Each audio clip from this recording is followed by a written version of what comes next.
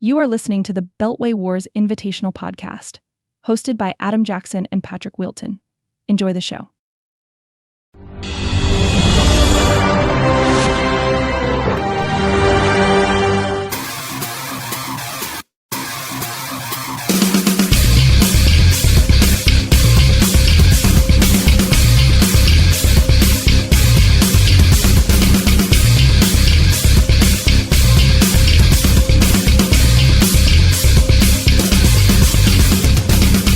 Hello and welcome to the Beltway Wars Invitational Week 2 Recap Show.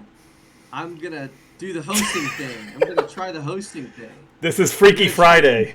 I'm going to try to keep us under 2 hours. We'll see how I do with that. I don't know. I don't have a lot of hope for it, but man, Adam, we both got back in the win column this week. How does it feel to get your first win of the season? Oh, it feels wonderful. I wish I would have got it a little earlier than I did, like you did. You didn't really have to sweat out anything on Monday night, but I was sweating because I was tied with Sarah. I had Genty, she had Hampton. It was wire to wire. I was expecting a lot of points for each, and it was really a snail's fest in terms of Genty and Hampton. Each scoring respectively 6 and I think it was 4 points. Or 3 points rather. So, yeah, I'm happy to get the win. I would have been really sad to be at 0-2. Sorry, Sarah. But yeah, good win. Won in my other league as well. Ravens won. That's a trifecta right there, or as you would like to say, a Triple H. Triple H, right? The 3 disappointing rookie running backs that we'll get into later in the show. But now here's the ultimate question: did you stay up for that entire game? I'm sure you did. I did not. It was too close to you. I did not. Wow. Okay. I saw how much of a slog it was in the first quarter, and I was like, I can't do this to myself. The backup running back was getting a lot of carries for Oakland, and I was just like, I hate everything that's happening right now. He was like in passing downs, and then Genty missed a block on a blitz that got Geno sacked. I was like, oh god, this is not good, but worked out. Still got the majority of the work, so I am happy to be 1-1. Yeah, Zamir White, fantasy zombie, getting more work than usual. I think he was returning kicks too at some point in that game, which was a weird thing. He doesn't strike me as a symbol of speed. Otherwise, we would have heard his name in the last year. Or talent. Speed or talent. What? Speed or talent. Yeah, it doesn't seem like he has much of either these days, for sure. But all right, well, let's get into the matchups without further ado. We're going to begin with Dustin's team here. Dustin, the Berlin Banshees go to 2-0. They're currently the number 2 team in the standings. They take down the Curtis Bay Chum Buckets. Josh now 0-2 on the year. Number 11, so opposite ends of the spectrum here. Dustin wins this game much on the back of Jared Goff, who has an incredibly efficient Jared Goff type game. 28 passes in this game, but 5 touchdowns. That is an insane efficiency as he puts up nearly 34 fantasy points in a 52-21 win over the Bears. The running back position, good production here for Dustin's team. Kyron Williams, 17 carries, doesn't get into the end zone, but racks up 66 yards, 9 fantasy points. Bijan Robinson, a typical Bijan type of day, 143 yards on the ground, 25 more on through the air. He ends up with 18.3 points on volume alone. And in the flex spot, James Conner, 11 carries, 34 yards. Not too efficient, but he does get into the end zone. So 11 points out of the veteran Conner. So pretty nice. I mean, pretty good point totals out of the running backs. Also got pretty good points out of the wide receivers here. Devontae Adams, 13 targets, touchdown. Jalen Waddle, 6 targets, 68 yards, touchdown. Both of those guys, 15 or more fantasy points this week. At the tight end spot, Tyler Warren continues his dominance here early in the season. The rookie, 4 for 7, 79 yards. He is now the number 4 tight end after 2 weeks, so pretty impressive there. Butker adds 7 points. The Broncos take it on the chin here unsuspectedly against the Colts. -3 for one of the best defenses in football there. Not great. And then quickly on the bench, Drake May, nice day, 3 total touchdowns, 10 carries in this one, pretty efficient through the air, 26 fantasy points. And the other guy to mention is Zach Ertz for the Commanders, the tight end, gets into the end zone, 64 yards on 8 targets is a pretty decent day on the bench for Ertz. So, Adam, I'm going to ask you, we're going to call this segment now the Beast and Bust segment. I want you to give me one beast and one bust from these teams. So we're going to start with Dustin's team here. Give me a beast in week 2. I think a nice beast to kind of look at. You don't want to pick the obvious ones, but Devontae Adams has a really nice day. Goes 13 targets, 6 catches, 106 yards, especially with Puka Nacua being there as well. He still finds work in this offense. Now the 14th ranked wide receiver in fantasy football, so still has the work, 80% of snaps as well.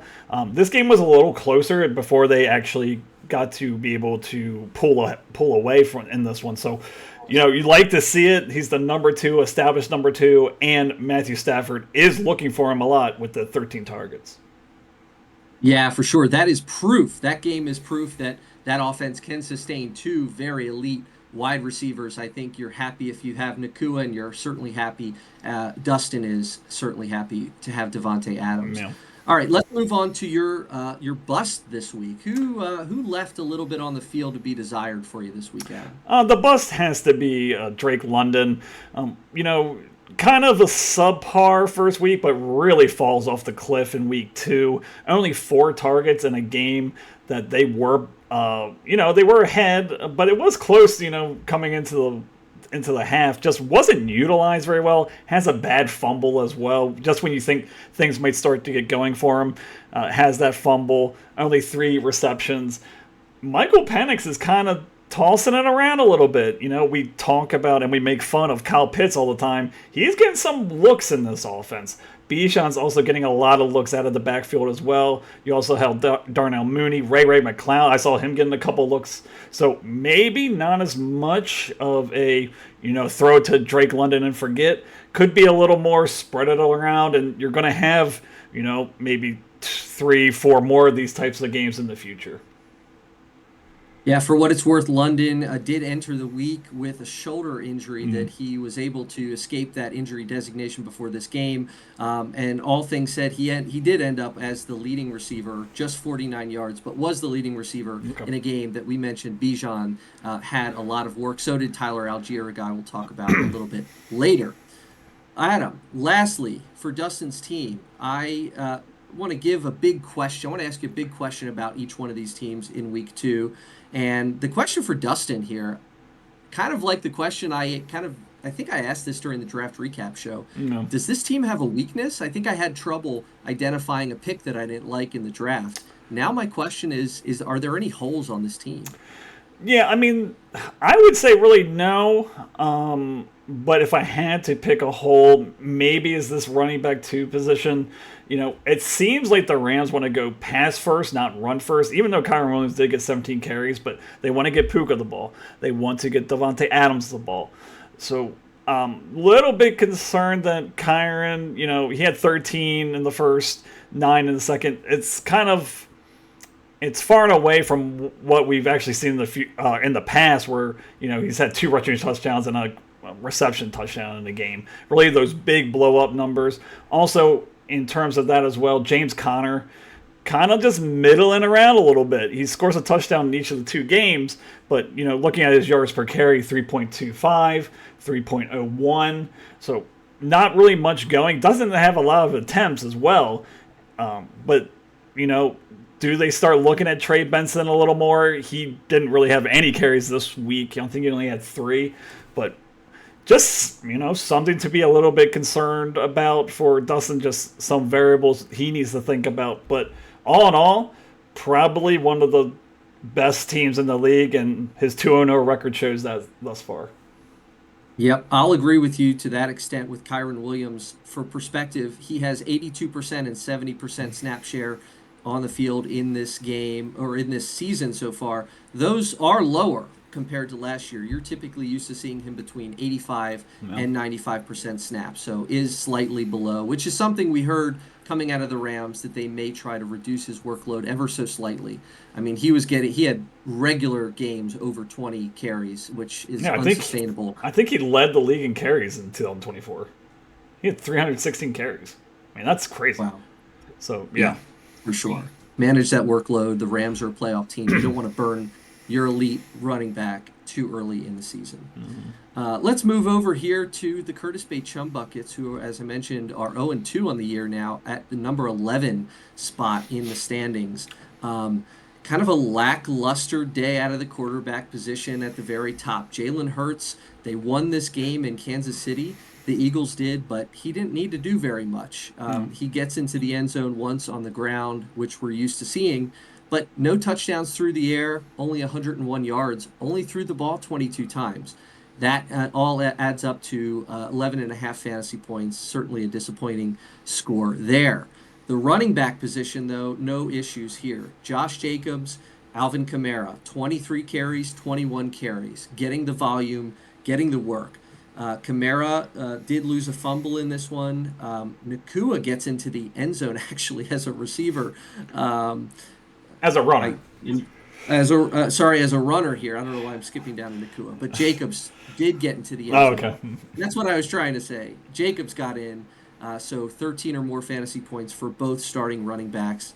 Nice thing to have.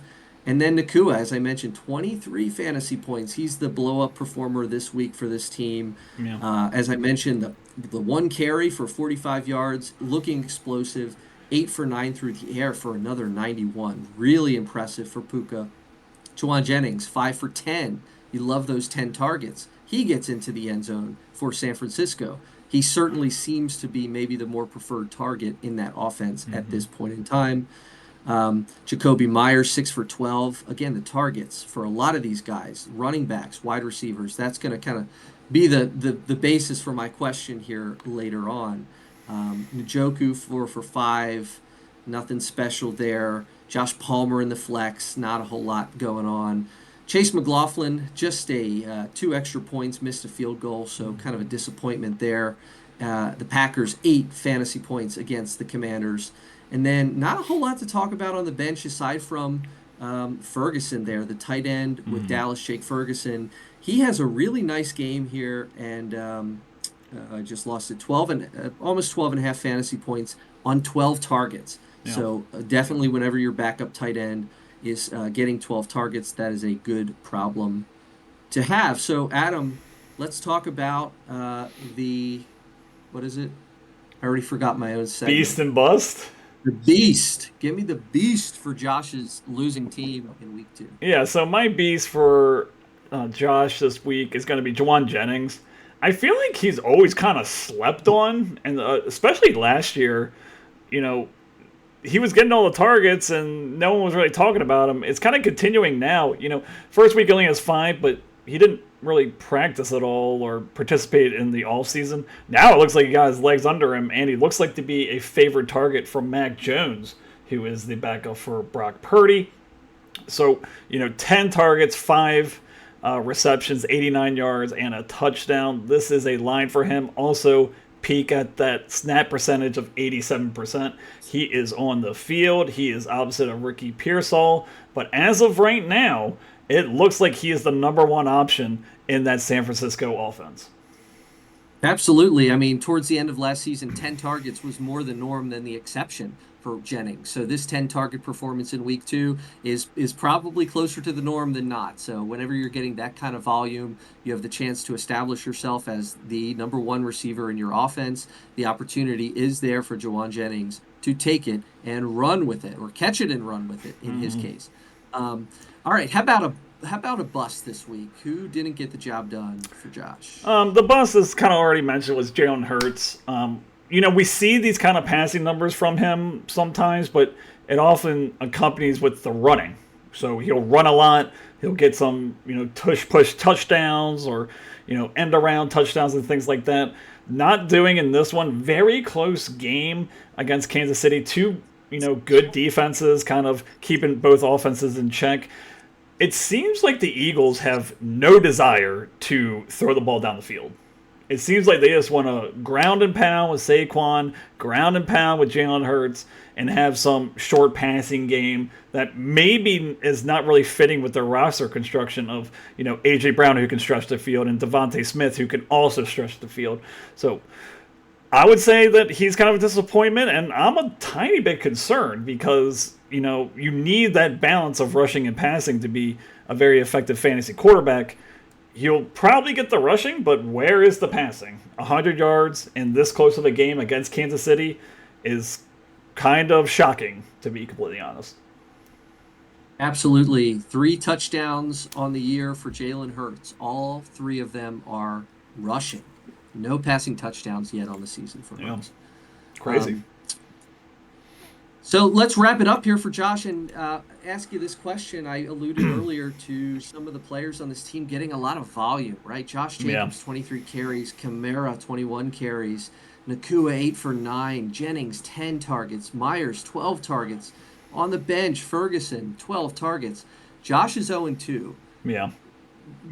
Are the signs that he's getting good production, good volume out of these players, is that enough to make you at least kind of say, even though Josh is 0-2, he's still in contention here, that volume is going to get him a few, change his luck a little bit in the near future? Yeah, I like this team. Just looking at the core of the squad, Josh Jacobs, Kamara, Puka, Jennings, and Myers. Again, like you said, the volume is there. The production just needs to follow. My concern is at the bottom half of this, so David Njoku and also the flex spot, whoever he's trying to put in there. Looking on his bench, Jerome Ford is kind of ceding work to Junkins, and R.J. Harvey is not what we expected him to be thus far. So that's a real big hole at that tight end and flex position. I might be a little lower on you than Jake Ferguson just because of how that game script went. It was so back and forth. Everyone in that offense got a piece of the pie there. CeeDee Lamb, Pickens got, all these types of points. I don't know if that's going to continue and how prolific that offense was. I think the Giants defense is just bad. So, it's kind of like you're going to need to pick your spots with David Njoku or Ferguson or Palmer, who I'm not in love with, or R.J. Harvey. You need R.J. Harvey to become the player that he was worth drafting in, the 5th or 6th round. So, he's been the biggest disappointment in really holding this team back. All right. Well, why don't we keep it moving here on to our next matchup? That is going to be the Columbia Clown College, Mike's team, going to 2-0, the number 1 team in the league by 20 points. So congratulations there. Some early season success for the Clown College. They win this game against the Penn Prairie Wolves, Jake's team, 149.5 to 82.14, the biggest blowout. This is the highest scoring team and the lowest scoring team of the week. Starting with Mike's side of things, gets that gritty performance last night from Baker Mayfield. Man, is that guy fun to watch or what? He really is. 38 passing attempts in this one, 215, 2 touchdowns, turned 3 rushes into 33 yards, including, did you see him get up and have to remind the defender that Gardner they got or the first something. one? Yeah, he got hurt. He hurt his ankle, and he pounced right up and got in his face. I love that. Gritty from Baker Mayfield. I saw something on social media that said that Mayfield is somebody's favorite non-Raven in the NFL. I can't say, that's a good take. That's a pretty good take. Yeah. I like it. But it's not just Mayfield with his 19.9 fantasy points as the contributors here. The running backs, holy running back, combining all 3 of them for 4 touchdowns. We've got Jahmyr Gibbs with 17.9, James Cook with 26. Will he stop scoring touchdowns? It doesn't look like it. And we've got Javonte Williams, fantasy zombie for a second week in a row with a 22 fantasy point day in week 2. Really, really impressive in that crazy game against the Giants. All 3 running backs getting the job done. The wide receivers, a little bit of a different story. Yeah. You did get the touchdown from Jamison Williams, but only 4 targets. He seems to be a lesser part of that offense than he was last year so far this season. We'll see if he can get his targets up, but a little bit concerning there. Garrett Wilson, the Jets absolutely collapsed in week 2 Yeah. after impressing in week 1. They get absolutely crushed by the Bills. He just has 7 fantasy points on 50 yards receiving. And Travis Hunter, man, Yeah. the unpredictable Travis Hunter. How much defense is he going to play? How much offense is he going to play? He just 3 for 6 for 22 yards in this game. The Jaguars are a bit of a mess. There's some, how should we say, maybe conflicting personality types between head coach and quarterback. Trevor Lawrence and the new coach Cohen there. Kind of a struggle for Hunter thus far. Brock Bowers draws the start here, comes into this game questionable, does get 8 targets, so he's healthy enough to get 8 targets. You'll Yeah. take it and run despite 6 fantasy points. And then Jake Elliott adds a nice 12.9 from the kicker spot, and the Ravens annihilate the Browns, scoring 16 fantasy points in this game. All kinds of turnovers and sacks and blocks and stuff like that. We love to see it. The only thing really worth mentioning on the bench is our old Ravens friend, J.K. Dobbins. 14 carries, 76 yards, and a touchdown here for the Denver Broncos. You mentioned earlier that Harvey is one of the guys that hasn't been what we hoped he'd be. It has been J.K. Dobbins taking the lead in that Denver backfield. So with that, Adam, give me, I forgot it again. Beast and bust. Beast and bust. I have It's it hard. written right. It's harder than it looks, isn't it? We'll get there, but have it a beast. Okay, so a beast is going to be someone who I was really low on coming out of the draft, and I think a lot of, I'm not going to call myself a fantasy expert, but a lot of fantasy experts were very concerned about, and that's James Cook, the #1 running back in fantasy football after 2 weeks. If you would have bet money on that, I bet you would have won a lot. 21 carries, 132, 2 touchdowns. Doesn't even have to be involved in the air. He runs 6.5 yards per clip. You know, on only 47% snaps, that probably had to do with resting some of your starters near the end of that game. The Jets weren't coming back with Tyrod Taylor in the game, so I don't think they were really concerned about that. Worried about his, keep his usage at a minimum. But, I mean, again, we were concerned about some of the people behind him maybe pushing him for carries. Ray Davis is nothing doing. Ty Johnson's just kind of a third down gadget back. And, so far so good. He really took a player that a lot of people were fading, took him there, and it's really been paying off through 2 weeks. Yeah, you mentioned his snap percentage in line with what he was doing last year. He's always around that 50% snap range, which is incredible. And similar to last year, he's putting up the numbers. He had 15 or more fantasy points in 9 of his games, so about a little more than half of his games last year. So everything he's doing, we should have expected. I think he's one of those guys that we just sort of forgot about, last year, and kind of put some bad mojo toward him that maybe he didn't deserve coming into the season. Yeah. All right. How about a bust? A bust for me is going to be Travis Hunter. This Jaguars offense is so interesting. It's like I feel like there's a lot of personalities involved and a lot of talent, but then they don't actually do anything with the talent. And then you have, Travis Etienne coming back from the grave and being a viable starter, and Trevor Lawrence, again, like you said, fighting with his head coach. But Travis Hunter, this is what I was kind of concerned about, is like, what's his usage going to be playing 2 ways? He plays 2 ways in this week, 59% snapped, 6 targets, only 3 catches for 22 yards. I don't like this at all.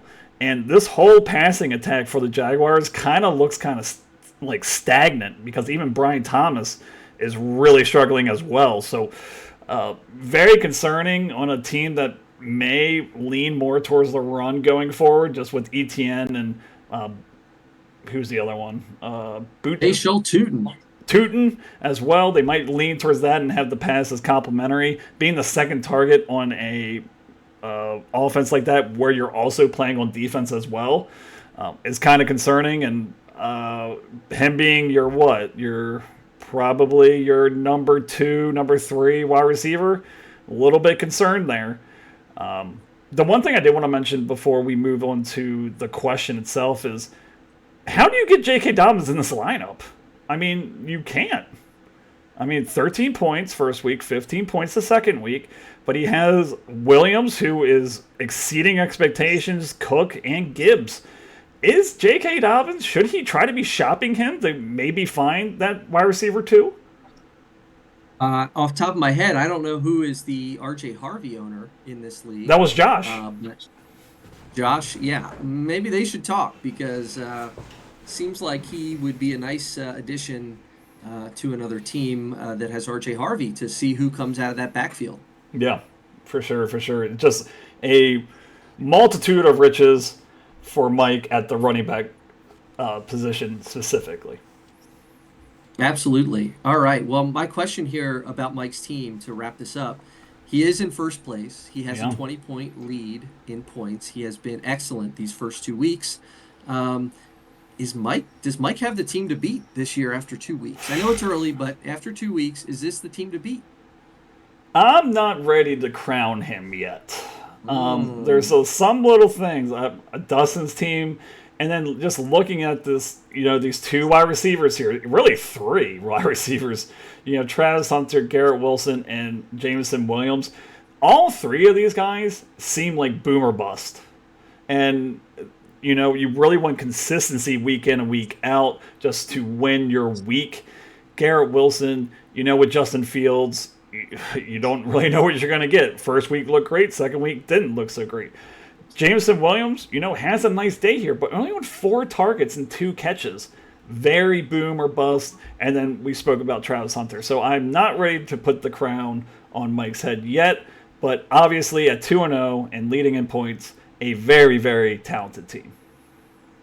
Yeah, let me just ask you. I'm looking at the draft board. I'm looking at Josh's team, and I'm looking at this team, and I'm wondering what could be done. I'm just looking like, okay, so Josh has Xavier Worthy out with injury right now. Josh is 0-2. He could kind of use a boost. Like, could you maybe look at like an Xavier Worthy or J.K. Dobbins and something type of a deal? I mean, I don't know. I mean, Josh has Nakua, he has Jacoby Myers, he has Juwan Jennings. Those are 3 solid receivers that we felt good about. Like, if Jennings is my wide receiver 3, okay, I feel pretty good about that. I don't know. I mean, is it worth it, or does Josh already have enough running back depth right now that he can afford to wait to see on Harvey? Yeah, I think the Jennings J.K. Dobbins comparison is pretty good. Maybe even Myers, just because the amount of targets he gets is crazy. It's been going crazy since last year. So one of those 2 for J.K. Dobbins, I think, would be a pretty fair deal. Especially how the roster constructions are. That would really, solidify Mike further, having that base wide receiver that each week's going to get 8 to 10 targets in their offense. For sure. All right, let's move over to the lowest scoring team of the week. That would be Jacob Krieger and his Penn Prairie Wolves. 82.14 fantasy points. Seems like that's close to what I did last week, so I know the feeling. I don't know the feeling, and nobody knows the feeling yet, of losing your quarterback for the 2025 season, like Jake knows that feeling. Joe Burrow, the unfortunate news coming out the other day and confirmed, I think, today, that he will have surgery.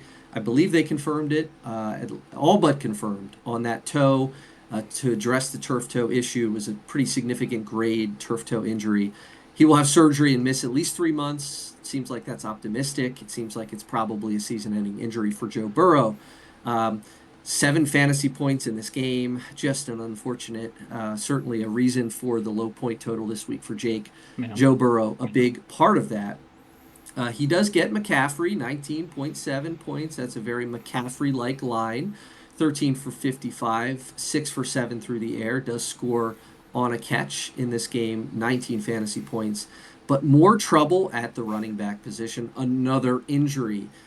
His former Packer, Aaron Jones, left this game with, I believe, is it hamstring or no? Yeah, Yeah, hamstring. placed on injured Placed reserve. on injured reserve So 2 4 hours weeks. ago. Yep, 4 4 weeks. weeks minimum. Yikes. Okay, so two of the more significant injuries early in the season. Jake happens to suffer from both of them. Oof. Yikes. Okay, at the receiver position, not much better. A.J. Brown, Yeah. 2 weeks in a row. Yeah. Disappointing day. Does get 8 targets, which is 7 more than last week, but 5 fantasy points, Yeah. 27 yards. Yeah. We talked about Hurts didn't need to throw a lot in this game against Kansas City. A.J. Brown had the most targets, I believe, but just not enough volume to Yeah. kickstart him in 2025. Ricky Pearsall, 4 for 6, 56 yards, the number 2 perhaps in that offense. 7 points seems like about what I'd expect from him, given the roles of those two players this year so far. Jackson Smith and Jigba, 8 for 10, doesn't get in the end zone, but 14 fantasy points is a pretty nice total. Sam Laporta, 4 points on the bench. That's a typical tight end line, 4 targets. Hollywood Brown, after the big blow-up week 1, only gets 5 for 5 in this one for 30 yards. A third of the targets that he had in week 1. Brandon McManus kicks in 10 from the kicker spot, 6 from the Niners defense this week as they beat the lowly Saints. The scrappy Saints, a little bit scrappy of a team. On the bench, the only thing to mention is Dylan Sampson, 9 fantasy points. But the big concern there after a pretty big role in week 1 where he had a ton of touches, his touches reduced significantly with the incoming Quinshon Judkins, who frankly looked like the most explosive player on the Browns offense on Sunday. So Sampson, his role, came out of week 1 saying, hey, this might be good. You didn't expect Judkins to get back so quickly, but Judkins is back, and that role for Sampson is a little bit in question. So looking at this squad this week, Adam, not too many choices here, but who was the beast in week 2? So I'm going to go with Jackson Smith and Jigba. Kind of doing what he was branded as going into the offseason. DK Metcalf leaving in the offseason. He is now the X1 player for the Seattle Seahawks through the air, showing it here. Even with a different quarterback in Sam Darnold. 13 targets first week, 10 targets second week, 100 yards each. In the first 2 weeks, I think the touchdowns will come. I'm not concerned about that at all. Did all this on 65% snap count as well. So when he's in, they're looking for him. He is the most talented wide receiver on their squad. They don't really seem to be worried about being run first. If they're throwing the ball, they're throwing it to him. Just a very talented player, year 2 in the NFL. Cooper Kupp is just kind of there. So, Jackson Smith and Jigba, the beast, and probably the most trusted wide receiver on Jake's team right now. Yeah, this is not a team in the Seahawks that use very many pass catchers. Like, Adam, I'm going to ask you this because I didn't know the answer until I just clicked. Who's the starting tight end for the Seattle Seahawks? Do you know? I thought it was Noah Fant, but that was last year, I think. Looks like it's Elijah Arroyo. Arroyo, yeah. I know that they do rotate those in because I did see AJ Barner in there as well when I watched this on Red Zone. So they do rotate them out. I don't think they have a clear number 1. I think it's closer by committee, but tight end by committee if you wanted to use a football term with a baseball term. But yeah, That's right. To your point, there's Jackson Smith and Jigba and the corpse of Cooper Kupp running around. So, but he also had a good game too. So, but I think the main target in this offense is going to be Jackson Smith and Jigba. The most explosive part of this offense is Jackson Smith and Jigba. I would tend to agree. Tell me your bust, and then tell me why it's A.J. Brown. I'm not going to go A.J. Brown because we kind of talked about him. We talked about him last week a little bit. I kind of harped on it. Let's not kick a dead horse. Sam Laporta. Okay, let's talk about him for a second. They scored 52 points. You're expecting Sam Laporta to have a really big day. 3 catches, 26 yards. Yep. So we see this a lot out of golf. When he's playing at home in a dome, he puts up these crazy numbers, and you're expecting, Sam Laporta, probably a top 5 tight end in the NFL, not doing it here. And is this an indication of the future? Is it going to be boom or bust? Is it going to be based on the game script? Maybe it's like when they're close, they'll throw to him more, but if they blow him out, they won't throw to him at all. They'll just leave him in the block. So it might be like a reverse script that he needs. So, just very disappointed in the usage. Only 4 targets in a game that they scored 52. I think it's going to be closer to the week 1 than week 2. But again, a little bit concerning of how little involvement he did have in a game that the Lions scored 52 points. Yeah, it's interesting. He picks up a guy that you dropped sneakily right before the week. Dalton Kincaid picked him up, stuck him on the bench, maybe having some of the same concerns that you have for Laporta. So now you've got a guy in Laporta who plays 80 or 90% of the snaps in an offense with a ton of weapons, and then you've got a guy in Dalton Kincaid who plays 50% of the snaps in an offense with not a lot of passing weapons. So you kind of have Jekyll and Hyde in those 2 tight ends. Not really sure what he'll do. It'll be interesting to see who he picks from a week-to-week basis, but definitely guys with kind of differing roles in their offenses. For sure. Yeah. All right, my question for Jake, it's obvious. Joe Burrow, gone for the year. Aaron Jones out for a minimum of 4 weeks on IR. A.J. Brown, looking awful. Looking hurt. Can Jake survive? He's 1-1. Or are these injuries gonna end his season a little bit early here? I mean, it's not good. He has 2 big holes here. Aaron Jones, who is he throwing in for Aaron Jones? Sampson, Brian Robinson. You're just gonna go double San Francisco running backs and just hope one scores. He does not have another quarterback. Let's just look at free agency here for a second. Daniel Jones is out there. How much money is he going to spend on Daniel Jones to make sure he gets him? Because he needs him bad. Like, bad. The other options are Geno Smith. I agree with you, but so Jake Browning is there. Yeah. Is there more upside there? Do you buy into Daniel Jones doing this all year after what we've seen in years in New York? I mean, he's looked good through 2 weeks, and I think you just gotta trust the upside with Daniel Jones. I think we saw Jake Browning a couple years ago. I think he just turns the ball over way too much. He was good. He sustained Chase. He did sustain Chase, but that's different than having him as your starting quarterback. I think he's going to turn the ball over a little too much. I think they might focus on the run a little bit just to get pressure off him as well, so that's going to hamper his passing opportunities. I just don't know how much of upside he has compared to what we've seen from the first 2 weeks of Daniel Jones.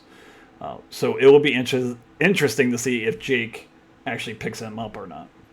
But yeah, definitely in trouble. Behind Smith and Browning, Aaron Rodgers might be the other consideration. And as you know, oh no, that's a natural fit for Jake. Anyway, it would not surprise me in the least if Aaron Rodgers was a prairie wolf beginning tomorrow morning. Yeah, our commissioner duties are going to have to come into play. Our commissioner powers, if he picks up Aaron Rodgers, we're just going to have to say, no, you can't have Aaron Rodgers. You Packers homer, you. Just kidding, obviously. All right, moving on to the next matchup. We've got Brian's Timonium Neon Tubes against, I was going to say Neon Trees, like the band, good band, but Neon Tubes against Charlie's Reisterstown Rocket. I hate it cuts off in the app. I can't see the Rockets. Reisterstown Rockets. Yep. Brian gets the win to move to 1-1. He is number 6 in the standings. Charlie 0-2, number 10, down there with Sarah and Josh at the bottom.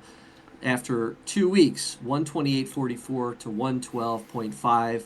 Let's start with the victor. Brian's team gets a rebound effort from Bo Nix in this game, throwing for 3 touchdowns. Good to see after the week 1 meltdown for the Broncos. We're in a back and forth game here with the Colts, but 20 fantasy points, nice to see from Bo Nix. The running backs, it's just Irving and Pacheco starting here. Irvin has a typical Bucky Irving type of day, 17 for 71, owning most of the work. Did not get that late touchdown in that game. It was Rashad White vulturing Bucky in that end of that game, but does get 6 for 6 through the air, which you're used to at this point. 15 fantasy points. Isaiah Pacheco, Yeah. 3 fantasy points again, back-to-back weeks. 10 carries, 22 yards, looking old. Kareem Hunt is looking more explosive than Isaiah Pacheco, which is did not have that on my bingo card in the season. At the wide receiver position, you do get the big blow up from Rome Odunze, perhaps Caleb Williams' potential favorite target.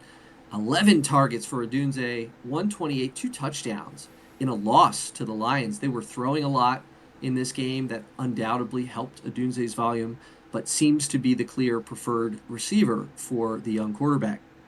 Mike Evans, 11 targets. Yep. Something you're used to. You can just write it down. He's going to get double-digit targets most weeks. No end zone. Doesn't get into the end zone here. Abuka stole 2 more touchdowns, coming at Evans' expense here. And Justin Jefferson, the Vikings, man. Talk about losing a quarterback. They lost their quarterback here for a few weeks, but it's not like it can get too much worse than this week for Jefferson. You hope 6 targets. You're used to seeing many more than that. Does play all the snaps, but just 80 yards in this one for 9 fantasy points. Not an awful day, I guess, yardage-wise, but I don't know how I feel with Carson Wentz coming in to quarterback the Minnesota Vikings. Yeah. Trey McBride, 6 for 7, 78, solid 10. Quentin Johnston does it for the second week in a row. 7 targets, including the long bomb from Herbert for 71 and a touch. The rookie, Tyler Loop, 2 for 2 in field goals. 3 for 3 in field goals, 5 for 5 in extra points. The rookie is making his kicks in Baltimore. The Steelers, 5 fantasy points. Their defense might not be as good as I expected them to be. Give up 31 points to the Seattle Seahawks in this one. And then on the bench, there's not a lot. It's pretty vast. Josh Downs, you get 8 targets from Josh Downs. Yeah. You get 8 from Xavier Legette, but he only catches 1 of them for negative yardage. Yeah. Austin Eckler, the other guy on this bench, goes to IR, is lost for the season. He tore his Achilles, sadly, for the Commanders. So that is not insignificant loss in a team that has taken 3 fantasy points from Isaiah Pacheco in back-to-back weeks. Yeah. So, all that said, give me the beast for you this week. Well, the beast has to be Rome Odunze, going 7-11. 128 and 2 touchdowns. Even in a game where they were getting blown out, they're still feeding him the ball. Everyone knows it's going to him. I think they understand that, and they're still going to him. And with that 11 targets, he's really separated himself away from DJ Moore, who was on my team, unfortunately, as the number 1 option for Caleb Williams in this offense, in this Ben Johnson offense. I think that's his name. So he's really playing the Amon-Ra St. Brown role that he used to have with the Lions. Looks like it's Rome Odunze, and he is doing very, very well. A really good steal of the draft thus far. Has Dallas this week as well, so expect more of this kind of action for Rome Odunze. Just really good player, good, a better offense than it was a year ago. Caleb Williams is playing better, getting in the ball. All signs pointing up for Rome Odunze. Yeah, out-snapping and out-targeting DJ Moore pretty significantly in the targets. Out-targeting him by 4 in week 1 and 5 in week 2. So you don't need to rub it definitely in. What happened? You don't need to rub it in. What? Who am I rubbing in? The DJ Moore owners of the world. Oh, okay. I didn't know you had DJ Moore. I was trying to do that intentionally. I would never make fun of your. Yes, you. Oh, yes, you. Okay. That's something I would do. Okay, moving over. No, we need a question. What's our big? Oh, no. Sorry, I'm jumping way ahead. Give me your bust this week. So my bust, I'm gonna pick the obvious, and I just kind of want to go into this, but that's going to be Isaiah Pacheco. Again, only 58% snap count, 3 points, 10 carries for 22 yards, 2.2, non-existent in the passing game as well. It seems like this Chiefs offense has like an identity crisis. They don't know what they want to do. It used to kind of be, at least in recent years, run first and then have Mahomes kind of carry them as they need him. But now it's kind of like, well, do we throw the ball more? Do we run the ball more? Do we not do anything at all? And the offense is struggling because they don't have an identity. Injuries obviously don't help. Xavier Worthy and Rashid Rice being out on suspension does not help with that. But even Mahomes is missing wide open wide receivers. So this whole offense is kind of struggling. Hopefully, I think they might get it together next week. They have the Giants on, I think it's Sunday night, so we'll all be able to watch that one. But like you said, Kareem Hunt is there. He looks like the better running back right now. And, it's just, this is what I was concerned about after the draft, and it seems to be, my prediction seems to be coming true with Isaiah Pacheco. Pacheco, pick 5.4 in the draft. Let me give you some names that went after him. DeAndre Swift, 5.8. Taking Swift? Yep. I'm going to skip some guys, but 6.3, Tony Pollard. Yep. 6.12, David Montgomery. Yeah. Even with the split. Yeah. 7.10, Jalen Warren. I mean, with all the news about the rookie running back there and, making that boneheaded play, I'm taking Jalen Warren. 8.4, Travis Etienne. I mean, I obviously taking Etienne.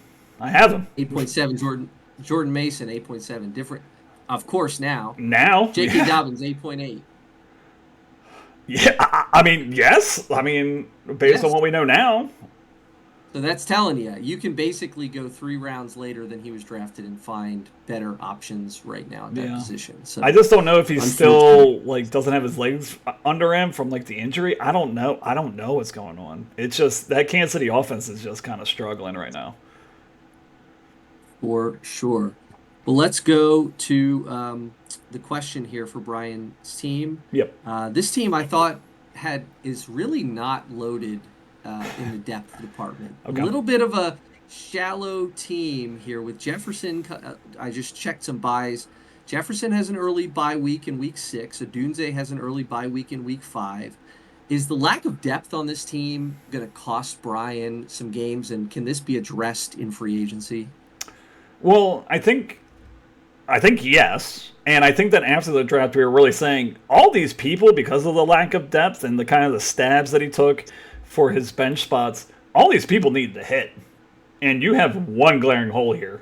Now with Justin Jefferson, you don't even know what's kind of going on with, Carson Wentz being there as well.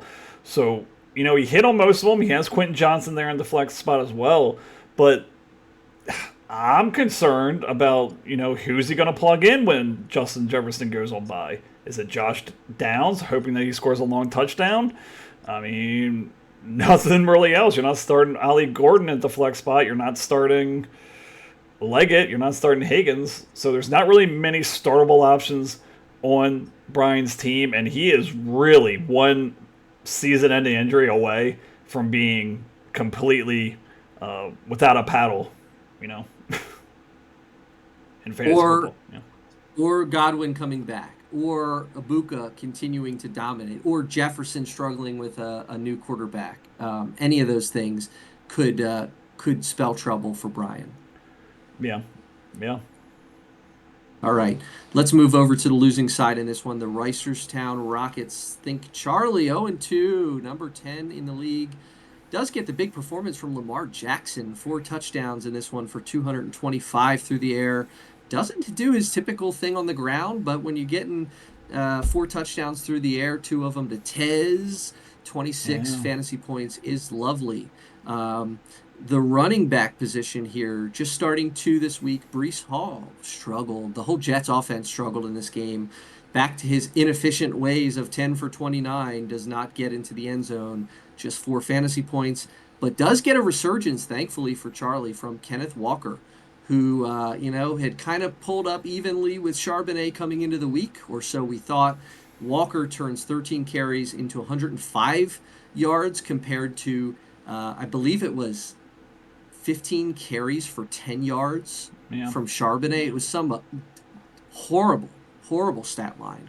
But Walker does get the score in this one as well for 18. At the wide receiver position, you get targets from Nico Collins, 9 of them, but only catches 3 of them for a touchdown. That saves his day for 12 fantasy points. Zay Flowers does get 7 for 11 for 75 for 11 points. Devontae Smith still the kind of taking some of the incoming from the Eagles, just not looking like a pass-first offense. As you mentioned, 7 fantasy points is about all you can expect from him at this current moment.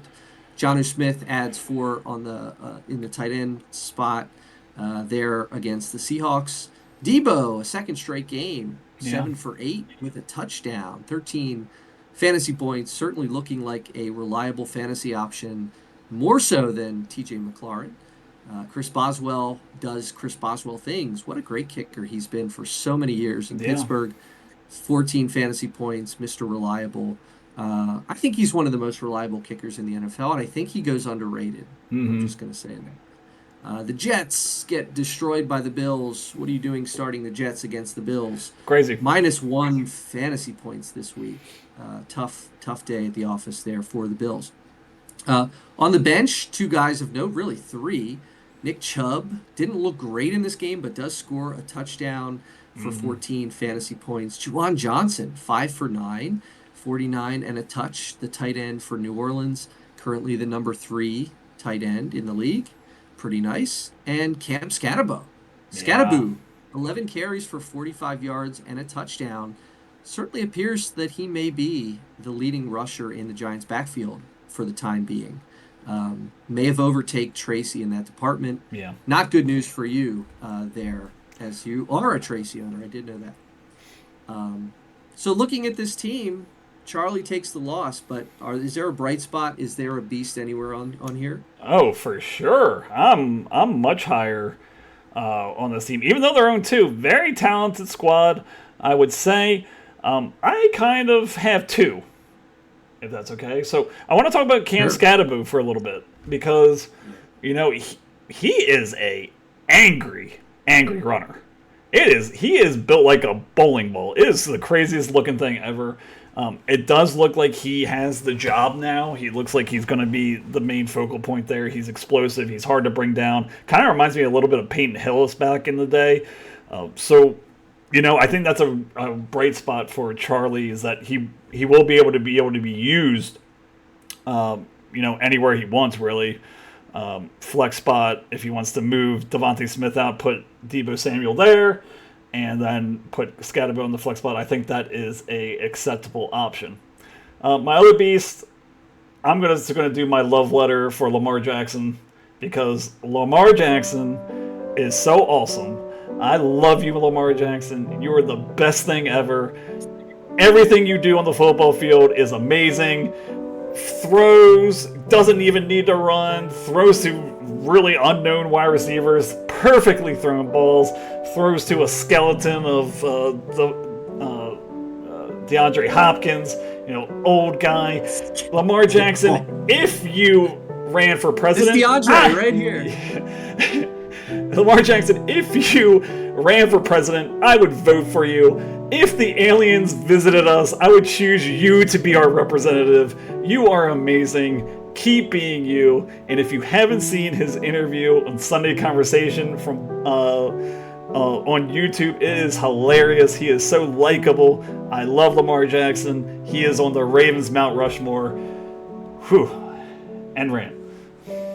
Love that. That's so nice. What nice words for our star here, our Iron Man on the gridiron. Lamar Jackson. I guess I should, in name only, or in number only. They both wear number 8, but Jackson not quite as durable as Cal, but let's hope that he is for the rest of this season. Yeah. All right. How about a bust on this roster?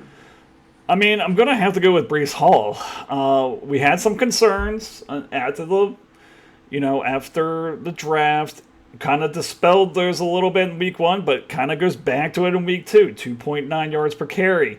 Little involvement in the passing game. Now, I know that Justin Fields went out. That kind of throws your offense into a tizzy a little bit, especially when the backup comes in. They're going to flood the box and make sure you can't run. Negative game script in this one. Are we going to see a lot of negative game script with the Jets? That could really hamper his ceiling. 64% snaps. It's just nothing you really see on the stat line is really good. Nothing to be very proud of. So I'm getting more concerned about Breece Hall again. He has Tampa next week. They're kind of a rough defense to go against. Vikings had little. The Vikings played. Oh gosh, no. Who did Tampa play? They played the Falcons. Who did the Vikings play? Texans. Buccaneers. Sorry. Whew. But in that game, Bucky Irving does his Bucky Irving thing, but I don't think Breece Hall is Bucky Irving. So I think he might struggle along here. Bad offense that we saw, maybe an inconsistent offense. Maybe they'll be good one week, bad another. But again, you want consistency in fantasy. You want consistently good. And I am now concerned again about Breece Hall. Yep, agreed for sure.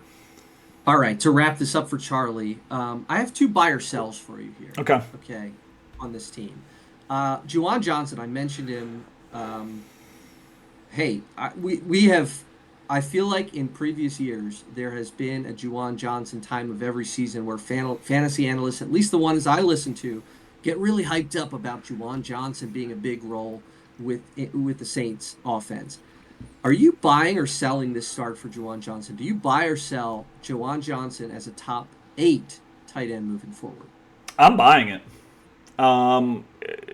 The lack of weapons in New Orleans, only with Chris Olave. You have Al Kamara catching the ball in the backfield as well. But Juwan Johnson with a young quarterback, big tight end that can go up and get the ball, maybe a more inaccurate quarterback, seems to be he's looking for him a lot, and he's on the field all the time. 99% snap count, 96% snap count, 11 targets, 9 targets. I see this going forward. Big red zone target, and Spencer Rattler looks to be looking at him. So I don't see why not. It cannot continue. I am a buy on Juwan Johnson. Okay, second buy or sell. Cam Skattebo. Boo. I always want to say Bo, but it's Boo, right? It's Skattebo. Yeah. Skattebo, pick number 10.2 in the draft compared to his backfield mate on your team, Tyrone Tracy, at 7.9. So 3 rounds later, after 2 weeks, has Skattebo succeeded Tracy as the starting running back for the New York Giants? I'm going to buy that as well. I think he has, but what does that even mean? This is a bad offense. How much opportunities are you going to have to run the ball? In this game, which was close, only 11 attempts, not much involvement in the passing game. Is he going to cede some of the passing game stuff to Tyrone Tracy? Remains to be seen. Just a lot of unknowns right now, but moving in the right direction. If he can get a lock on that job full time, it's kind of like I'm not expecting the ceiling to be too high. He might have the full workload, but what does that actually mean in an offense that's probably going to be this bad? Absolutely. His 4.1 yards per carry in week 2 does outpace what Tyrone Tracy has done in each of his first 2 games at 2.4 and 3. So from efficiency standpoint, a good start for Cam Skattebo. And I understand that they scored this much against Dallas, but I think Dallas's defense is just trash. And Russell Wilson's not going to throw for 500 yards every week. Very true. Very true. All right. I don't think I'm making this podcast more efficient time-wise. It's okay. But we are halfway through, and we are moving on to Scott and his Westminster Wrecking Crew. Westminster Wrecking Crew against Alex's Owings, Mills, Ozempics. 2-0 for Scott, getting the win here, 113.22 to 85.72. The Wrecking Crew advanced to 2-0, the number 3 in the standings at the moment.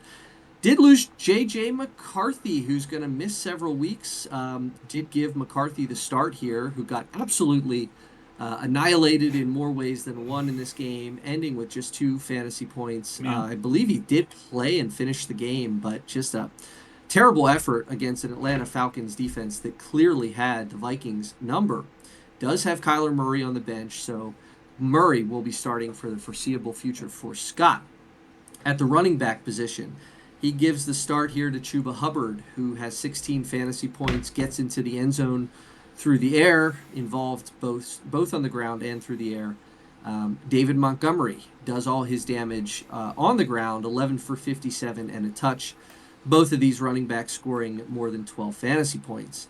At the receiver position, big game. This is what you get, or you hope you get when you draft Jamar Chase, number 1. 29.5 fantasy points for him. How many more times is he going to do that this season? That might be the high water mark for Chase, given the Burrow injury news. Otherwise, 2 concerns here. Brian Thomas Jr., excited, very exciting player coming into the season after what he did last year. That Jaguars offense, man, you mentioned, it's kind of questionable right now. A lot of bad vibes coming out of Jaguars land for Brian Thomas. 4 for 12, 49. There's some thought that he's kind of giving up a little bit and his body language is bad and all kinds of stuff like that. So Ladd McConkey does more with 5 targets than Thomas does with 12. Same amount of yards, but catches all 5 of those targets. So very efficient day for McConkey, but still not quite. You kind of see what some of the other receivers with the Chargers are doing, and kind of that Ladd McConkey number 1 unquestioned role suddenly a question mark for this team. Kyle Pitts 4 for 5, 37. Again, a very tight end type of line. DK Metcalf does get into the end zone again for the second. No, he didn't score in week 1, but does get 6 targets here, just 3 catches, and the touchdown. Cam Little, nice day, 9 fantasy points for the kicker for Jacksonville. The Cardinals, a big win over the Carolina Panthers, gets it done on the defensive end for 13 fantasy points. The only 2 guys I think are worth mentioning on the bench here, the 2 running backs. Quinshon Judkins, I mentioned earlier, I thought he looked like the most explosive player on the Browns offense. And Tyler Algier, you mentioned him last week, that he did get 10 rushing attempts in week 1, which was notable. He gets 16 in week 2. So how about, why don't we start with the Beast for you, for Westminster Wrecking Crew in week 2? I mean, the Beast obviously is going to be Jamar Chase. I'm going to do the obviously one here because I think it's interesting to talk about him going forward. On this one, I think he got the touchdown with Burrow, but he got majority of the targets from Jake Browning. Is that something we're going to see going forward? I think that he might be one of the very, very few wide receivers that's kind of quarterback proof. I just think he's that good, and the Bengals offense is all geared, especially the passing attack, is all geared around getting the ball in his hands no matter any way possible. Maybe not some of the deep targets, but maybe some of the slants, some of the wide receiver screens, things like that. I think they just want to get the ball in his hands, which is going to increase his targets, increase his receptions. So I think he will be okay going forward with Jake Browning. Okay, let's flip that on its head and give me a bust for this team. Okay, so the bust is going to be Brian Thomas. Just looking at this, 12 targets, 4 receptions. Again, Jacksonville struggling, trying to figure out what they want to do, who's their playmakers week in and week out. The whole passing attack just kind of looks kind of bleh right now. Very talented player. Was actually my favorite pick out of Scott's team or draft. So, very disappointing. I don't think anyone's really saw this coming after his explosive rookie season where he ended up number 4 overall. Just don't know what really happened in the offseason, why Trevor Lawrence can't get him the ball. It looks like he's looking at him, but the efficiency is terrible right now. 7 targets, 1 catch, 12 targets, 4 catches. Just absolutely awful. I think there should be better days because this is pretty bad. But, again, not a good start to the 2025 season for Brian Thomas. Absolutely. And that is a good segue into the question that I want to ask you about this team.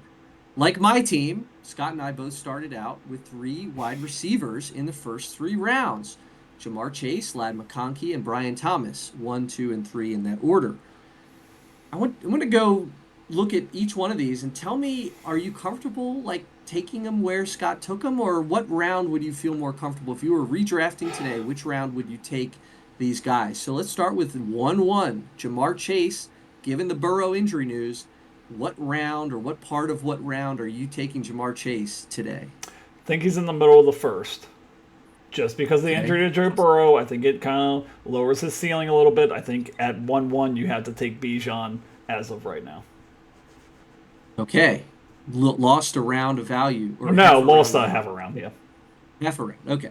McConkey, Ladd McConkey taken at end of the second, 2.12. Yeah. Ladd McConkey with the Chargers. We mentioned that he's got competition for targets that we weren't expecting. Where are you taking the young lad if you're drafting today? Fourth round? Like, it's just like Keenan Allen just comes out of nowhere and is just a part of this offense. Quinn Johnson decides he just now understands how to catch the ball. It's just like, what the hell is going on? So Ladd McConkey's kind of been on the outside looking in.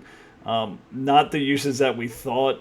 It's he's not viewed right now as a true number one receiver on an NFL team. Okay, so that's another round or so, Yeah. round and a half of lost value. Brian Thomas, start of the third, top of the third for Brian Thomas Jr. We just got done talking about him. Where would you take him today? I think you have to probably fade him around, but I am higher on him. I do think that he has the capability just because we've seen it last year. We saw it with Ladd McConkey, but there wasn't as much influx of talent uh, with Jacksonville as there was with the Chargers, and he's still getting the targets. I'm not a believer in Travis Hunter, so I still think he's way better than him. Brenton Strange is just kind of a thing. So I'm a believer in Brian Thomas. I'm still kind of okay with where he was drafted, but maybe just fade him a little bit, a couple picks later. Couple picks later. Okay, so not terrible, but it is concerning to me at least that the top 3 picks for Scott's team, despite being 2-0 and the number 3 team in the league, losing value out of your Yeah, top 3 picks is not ideal for Scott. So we'll see if that results in any repercussions as we keep going in the season. yeah, Moving on, talk about Jekyll and Hyde. Mentioned that earlier. We got the Ozempics here, Alex's team. After a really great week in week 1, he loses 80 with 85.7 fantasy points, second lowest total in the league this week. He moves to 1-1, is still the number 4 team, mainly due to that great performance in week 1. But man, Josh Allen, this is definitely the floor, I would yes, say, for yes. Josh Allen. Weird game. They get up big against the Jets. He only needed to throw it 25 times.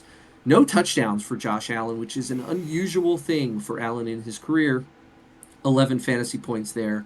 Uh, Also, kind of a season low, I think, for Derrick Henry. I'm going to guess this is going to be one of the low water marks for Henry. 11 for 23. Like the Browns kind of had his number, No, figured out how to stop him. The Ravens were able to, I think this was a really good example of the Ravens evolving to that next level of offense is when you get a portion of your game shut down, you really maximize the other side of the coin there. So through the air, Ravens were great. Henry struggled against the Browns. DeAndre Swift did not struggle against the Lions. Despite being down in this game, Swift did still get 12 carries for 63 yards. Pretty good efficiency there. Does get into the end zone and catches 3 balls. Did lose a fumble, but 12 fantasy points for Swift. The wide receivers. Oh boy. yeah, Okay, Marvin Harrison 2 for 5 for 27 yards. McLaurin 5 for 9 for 48 yards. Jerry Duty is right. Jerry Judy 4 for 8, 51 yards. All these receivers under 8 fantasy points this week, but it was Emeka Buka in the flex spot, yeah. saving the day at the position. The only one with a touchdown, 29 yards, but does get the score for 10 in this game. The big bright spot here is going to be Tucker Kraft, 6 for 7, 124 and a touch. He is now your tight end 1 after 2 weeks. I will let Adam probably talk about him a little bit more coming up. Cameron Dicker, 7. Commanders defense, starting him against the Packers for just a point. Not great there. On the bench, the biggest thing to note, Wan'Dale Robinson, 8 for 10. You mentioned it earlier, probably an unusual game script. You're not going to see too many games played like that. Mr. Short Yardage receiver turned into a deep down-the-field threat for the Giants in this game. 142 and a touch for 24 points. Zach Charbonnet, Yeah. 15 carries, 10 yards. I think earlier I may have said 10 carries for 15 yards. It was worse. It was worse than that. It was 15 for 10. Yeah. Yikes on Zach Charbonnet. So lots to talk about on this team this week. Let's focus on a beast in week 2. Yeah, I mean, it has to be Tucker Kraft. I mean, there's always seasons, right? Every fantasy season, there's always one player that just kind of surprises you that maybe was talked about in deep cuts about, maybe he's a good option to pick during the back end of the draft. My God, he looks great, and Jordan Love is looking for him. Really good, 90% snap count in both the games. Has 7 targets in this one, catches a touchdown, 124 out of your tight end. That is Kittle. That is, who else? Brock Bowers. That is, who's the other big one? Drawing a blank here. McBride? Yes, McBride. That's those kind of numbers to add with the touchdown there. So, we always kind of talk about how the wide receivers for Green Bay, you're not really sure who is it going to be. This is the tight end. I can tell you that. The number 1 overall tight end in fantasy. Interested to see where he was drafted. He was drafted in the 9th round. So, kudos for Alex to, and to see the talent maybe, or just blindly walk into this. But it's worked out through 2 weeks, and I don't really see any reason for this to stop anytime soon. You're absolutely right. I agree with you 100%. And I think, we got ourselves into this discussion of, the Packers have so many wideouts and they never like to use one, and who's going to be the pass catcher. Maybe what we failed to see is maybe the Packers receiving core isn't very strong. Maybe it is.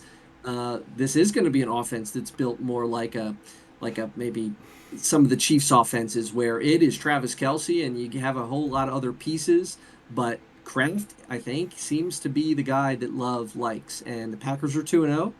Their defense looks incredible.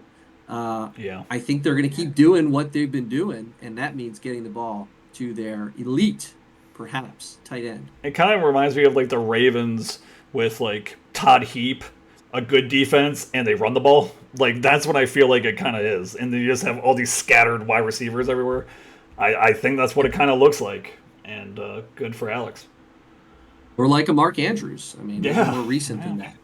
Before the receiving core looked as good as it does now. It was some pretty lean depth in the receiving. You mean Seth Roberts wasn't a top tier wide receiver?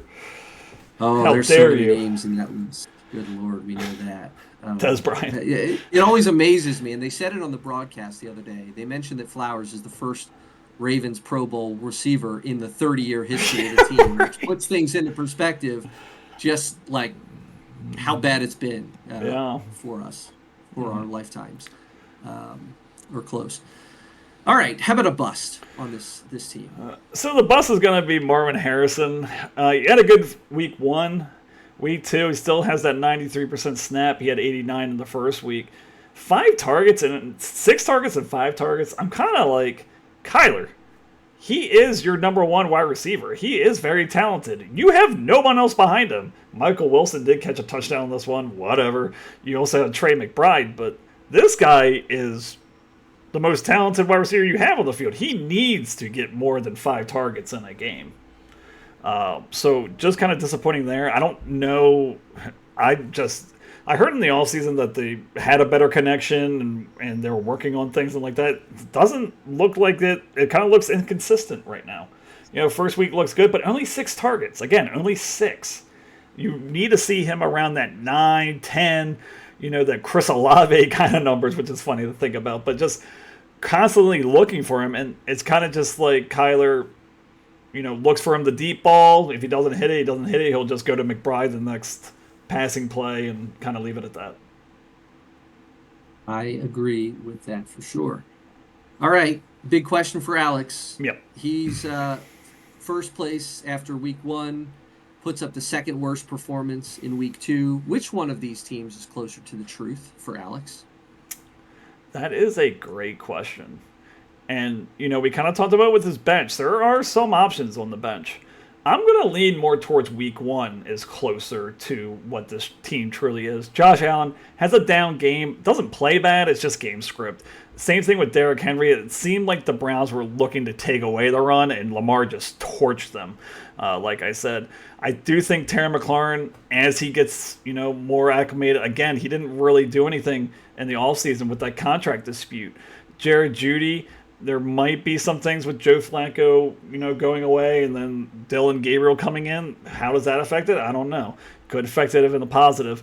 And Buka, again, still catching touchdowns. So I think week 1 is the more true team in this scenario more than week 2. I think week 2 just kind of disappointing from game script and just not needing certain players.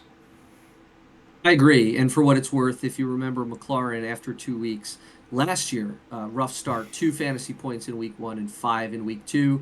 He was the number 78 and 53 wide receiver after the first 2 weeks. It was thereafter that he started to go on a roll where he basically had double digits in every week except for 2 for the rest of the season.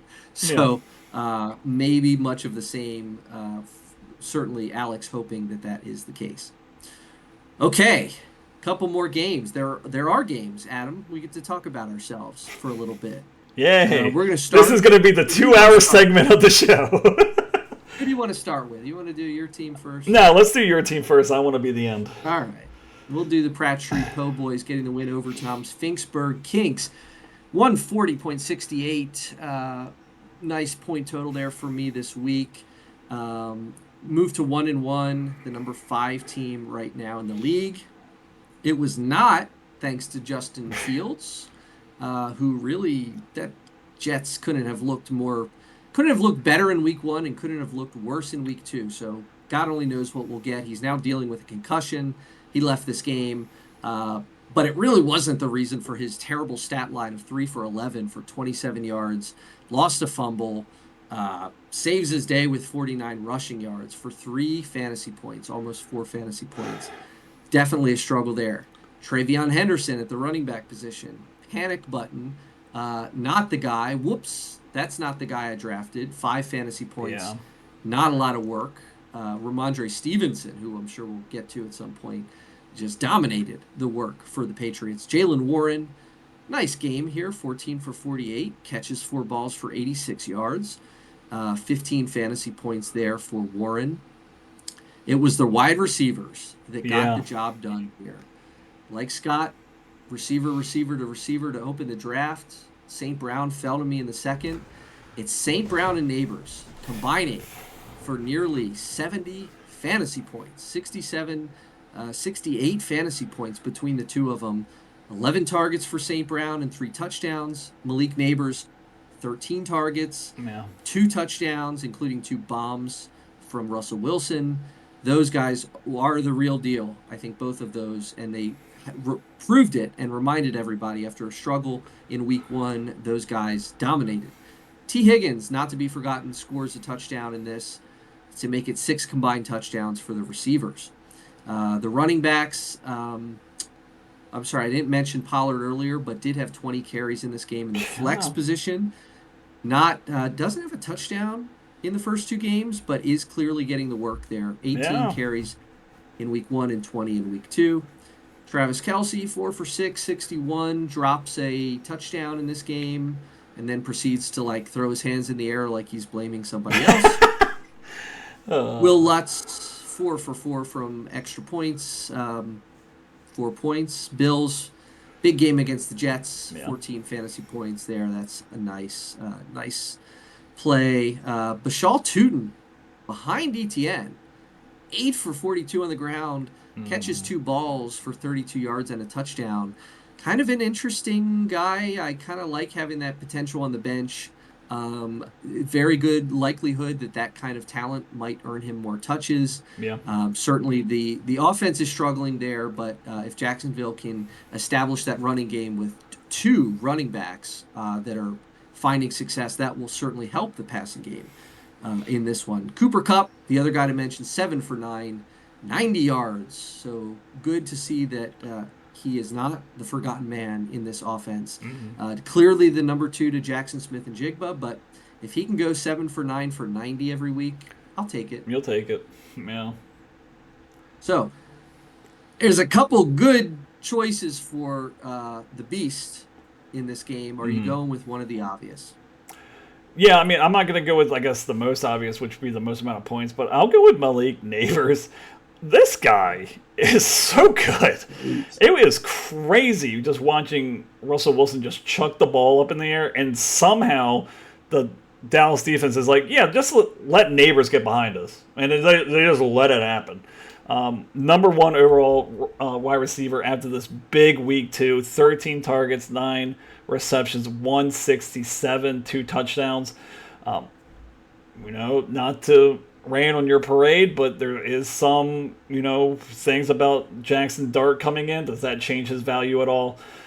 Remains to be seen, but I don't know how Brian Daboll can bench Russell Wilson after almost throwing for 500 yards. That would be crazy. I think he'd be out of a job. So I think you got one more week of that against Kansas City. Should be, a little bit more high scoring. We should say they should be playing from behind. So Malik Neighbors looking like a stud, looking like a first-round draft pick. Okay, how about the obvious for the bust as well, Fields? I'm going to go Henderson.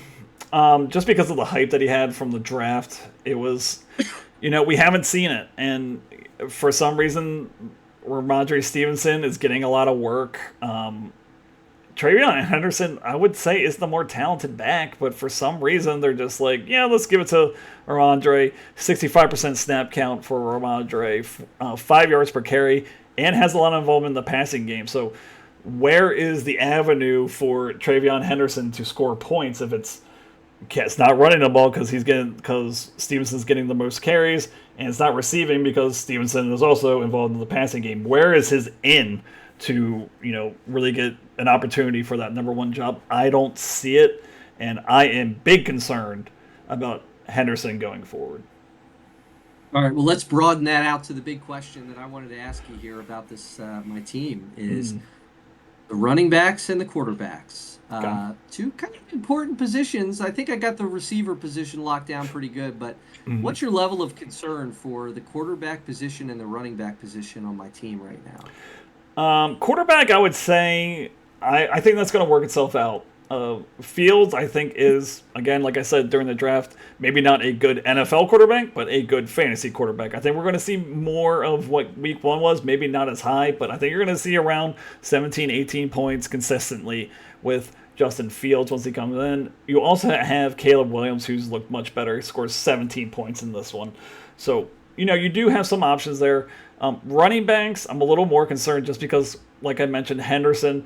Jaylen Warren seems to have the job, though, so that's good news there with that bonehead play by Johnson in that game. You also have Tootin on the bench as well. I could see this really becoming a 50-50 split by mid-season. They're both Etienne and Tootin are way too talented to leave them both off the field at the same time, so I don't think it's just going to be Etienne's on, Tootin's off. I think there's going to be sets where they're going to have them both on the field. So I think that is good news for you. You want to see more. You want to see more opportunities for him. I think that is coming. But definitely more concerned about the running backs than I am about the quarterbacks. For sure. Pollard, the most consistent volume running back on the team right now, but does at some point have Tajay Spears coming back, and we can't ignore what Tajay Spears did last year. That was a even split for much of the season, and Tajay Spears, especially toward the end, was way more effective than Pollard was. So I agree with you on the concerns on the running back position. Yeah. Moving over to the losing squad here, this would be Tom. 1-1 for the Finksburg Kinks, drops out to number 8, first team out. a little early to talk playoff picture, but number 8. Jaden Daniels comes out of this game banged up, Yeah. might miss a game. They're It saying seems day to like, but day. might Yeah. day to day. Okay, we'll see. 42 passing attempts in this one. Throws 2 touchdowns, gets a 2-point conversion, rushes 7 times. Not very efficient, but does pile it up just in terms of volume. 19 fantasy points. The running back, Saquon Barkley, 22 for 88. That's a pretty typical Barkley line with a touchdown, couple catches to boot for 16 fantasy points. Chase Brown, interesting to see what he will become after the Burrow injury. Is that going to affect Chase Brown? Yeah. He struggles. 16 for 47, catches a couple balls, just 7 fantasy points. It was Chase doing most of the damage for the offense. Not a big Brown game. The wide receivers, a little bit of trouble here from Cortland Sutton, 1 for 4 for 6 yards. Yikes. Kind of when we talked about Sutton as one of those guys that maybe we forgot about and tend to forget about, but he's back down to earth here in a big way in week 2. Good news for the rookie Ted McMillan on the Panthers. He goes for 100 yards on 10 targets, 13 points there. The other rookie, these are Tom's rookies, Kayshawn Booty. I believe it's Booty. I think it's Booty. It's going to be Booty now if it wasn't already. Just 1 catch, but it was for a score, so does get the touchdown, the lucky touchdown for Booty after a great week 1. TJ Hawkinson, yikes, 1 for 3, 12 yards. Ja'Cory Krosky-Merritt, probably his prospects are looking up with Eckler and his season-ending injury, but at least in this one, 4 for 17 on the ground for Krosky-Merritt. Bill, as he likes to be called. Adam, I know you can appreciate a great kicker day. Brandon Aubrey, the best in the game right now, 24.5 fantasy points in that shootout in Texas. The Eagles chip in 8 points for the defense. Names of note on the bench, Erica Umenor, the rookie wide receiver for the Titans. Maybe him and Ridley are a little bit closer than you might hope there. 4 for 6, 56 yards and a touchdown. There's some connection there between Ward and Ayumanor. And not a whole lot else. A lot of promising wide receivers on the bench. Golden, Tisla, but just not enough work yet to make them fantasy relevant. Yeah. So, looking at this roster in week 2, who are you going to name as your beast for week 2? Okay. My beast is Brandon Aubrey. I mean, I don't think I've ever seen a kicker kick the ball so far with so little effort. It is like he just walks up to it and then kicks it 64 yards in this one. Drafted, I think it was the first kicker drafted, is a weapon. I mean, if you can get 24 points at your kicker, that's like having another quarterback on your team. So, number 2 kicker now, not really much else to talk about in terms of him. He's just really, really good. This Dallas offense seems to be moving in the right direction, so he should get more opportunities. Tom's going to hope that they don't score touchdowns as much as more just getting field goal position, but field goal position for Aubrey is, past the 50, and, he has a chance. So, a really good weapon there in Dallas. He is my beast for week 2. Yeah, double-digit points now in 14 of his last 19 games for Brandon Aubrey. So the model of consistency at the kicker position. Okay, let's talk about a bust for this week. Yeah, it's going to be TJ Hawkinson. A lot of options there. Now there's fewer because now you have Aaron Jones hurt, who was the passing down back, and you now have J.J. McCarthy out. So maybe that changes his fortunes with Carson Wentz coming in. But only in this one, 3 targets, 1 catch, 12 yards. Now tight end number 44. You're expecting a lot more out of him. And, it's just not a good sign with the quarterback changes. What's their identity of an offense? Jefferson's always going to get his looks. How much opportunity he's going to have? Are they going to have him in for blocking? It's just question mark at the tight end position, and especially where you drafted him. You drafted him, in the 6th round. You need more production out of your tight end if you're going to spend that high of a draft pick on them. Absolutely, with some names in free agency like Chigakonkwo. Let's see, who else is in there? I guess a lot of the defenses that were good in week one have been scooped up, and there's not a whole lot else out there. Uh, yeah, Mike Gesicki, Pat Fryermuth, not a whole lot of options there to No. replace Hawkinson. But that was really my big question for Tom is, does he have a TJ Hawkinson problem? Jordan Addison is not even back yet. Yeah. And this is a guy that commands a ton of targets. Now, luckily, Tom has Addison, but you can't start Addison in your tight end position. So I don't know if you're Tom, are you comfortable throwing out Hawkinson in the starting lineup right now? Or are you going to go just try to play the hot hand in free agency? I don't really think you have a choice. I mean, where he was drafted, and you mentioned some of the other names, I think you just kind of have to roll with it, and maybe Carson Wentz looks at the tight end a little more than the wide receiver. But I think right now, through 2 weeks, you're very concerned, but you just got to keep rolling them out and hope it gets better. Yeah. I I mean, mean, look, top two options on in free agency in terms of points this season. I don't even know who this guy is. Davis Allen for the Rams, 15 points, and Noah Fant for the Bengals. I don't know. You're right. There's not a whole lot out there right not now. a good time to take pass catchers for the Bengals right now. I wouldn't believe, other than That's Jamar right. Chase. Yeah.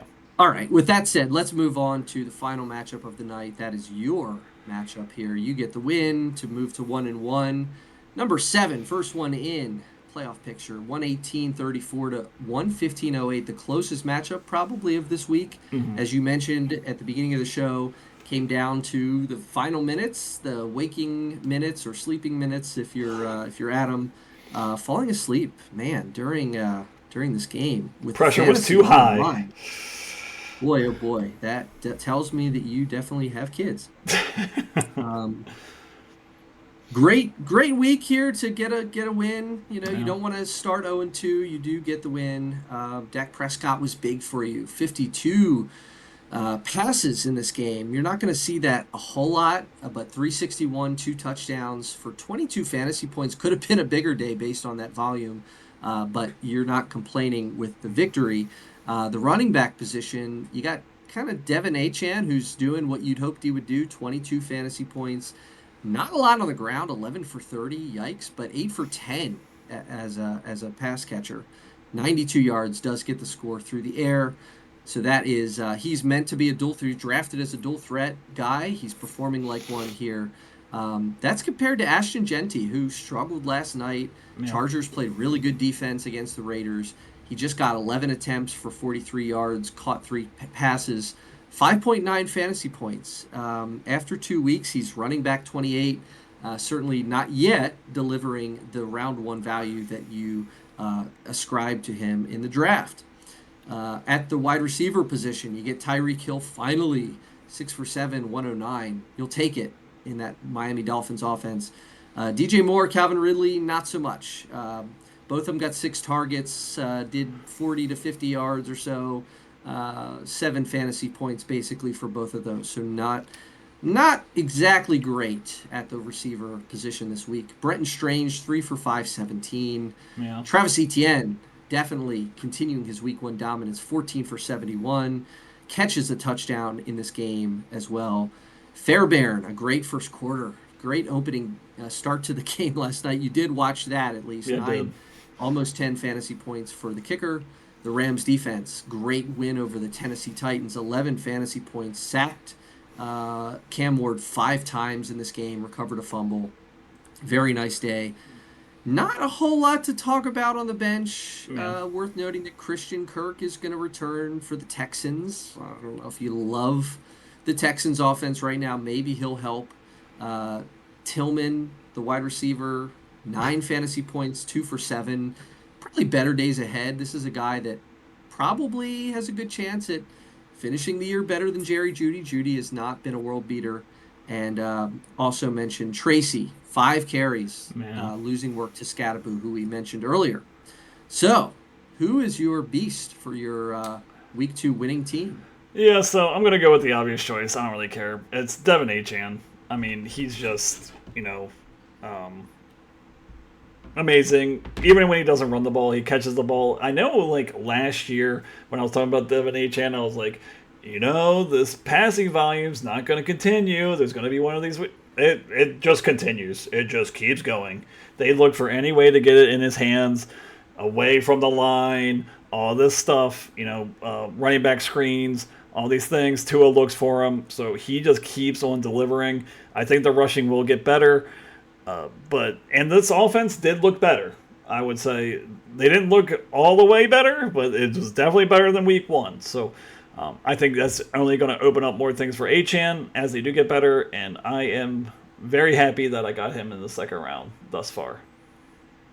For sure, 93% snap percentage, the high going back through the end of or the beginning of last year.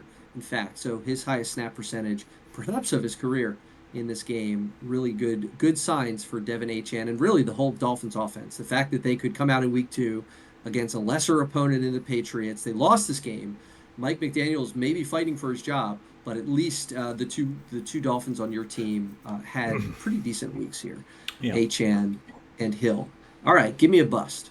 All right, I'm going with the first round draft pick. That's going to be Alshon Jeudy. Just kind of concerning. It's kind of like they don't really know how to use him. There's not really much involvement in the passing game, which he kind of did in Boise State. But 19 carries, 11. I was thinking it was going to be like an average of like 20 to 25. Just with Pete Carroll being there, with Geno Smith being there. Marshawn Lynch back in the day with Seattle, they ran him a lot. Really run first team. But that's not really the case right now. Now he goes to Washington, which is, I would say, a good matchup for running backs. Chicago, Indianapolis, but not a great start. Does score the touchdown to kind of save his day last week. But, just out of your first-round draft pick, now running back number 28, not a good start to his NFL or fantasy career. Certainly agree with that. I was very happy, as I mentioned in the draft recap show, that you took him there. The rookie running back thing scares me. I fell victim to it in the 4th round with Travion Henderson, so I feel your pain. Not your first round pain, your 4th round pain, but I feel some of your pain. It's fair. All right, big question for you here. I want to talk about these receivers because you get the nice game from Tyreek Hill. But DJ Moore, Calvin Ridley, each get 6 targets each. They don't do very much with them. They both appear to perhaps be Ridley is probably still the number 1 on his team, but DJ Moore seems to be the number 2 behind Odunze. Yeah. Ayumanor is playing well for Tennessee. 2 really bad offenses, the Bears and the Titans. Probably more hope that the Bears get better. Yeah. But also have some tight end threats. So how are you feeling about those 2 guys specifically, and are you worried that your receiving core maybe just doesn't have the firepower that your running back team does here?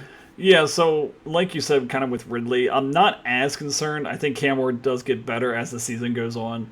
I think Calvin Ridley's kind of bread and butter is that deep ball. Hasn't really found that yet. Has had 2, difficult matchups with the Rams and Denver being Patrick Surtain, and the Rams having a really good front 7, not giving Cam Ward a lot of time to throw the ball. So I think better days are ahead for Ridley. I cannot say the same or that I'm as optimistic with DJ Moore.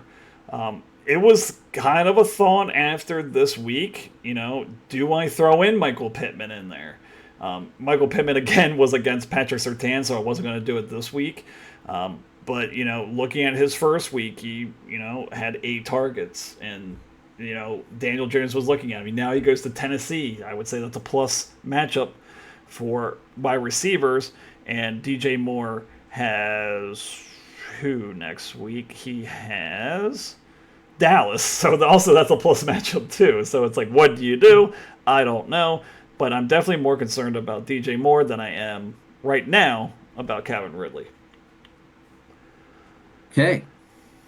With that, let's move on to our final team here. That is Sarah. Yep. Final in the order of the show, and unfortunately, final in the standings right now. Number 12, 0-2, loses this game narrowly, as we mentioned, by about 3 points, just a little more than 3 points. So, tough way to go out in week 2.